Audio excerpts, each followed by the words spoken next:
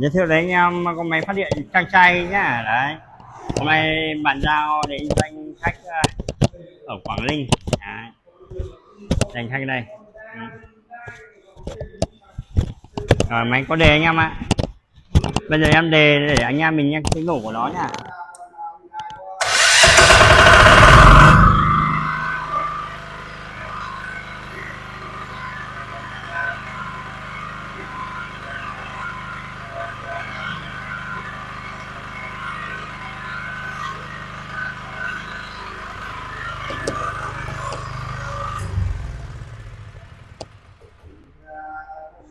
Rồi, máy này có chế độ giật nữa anh em nhá, giật tay. Anh em mình giật thì anh em mình giảm áp xuống, sau rồi bật công tắc về. Đấy, sau rồi giật nổ. Đấy, sau rồi anh em mình sử dụng nhá. Nếu anh em mình ưng mẫu này hãy kết nối ngay với em.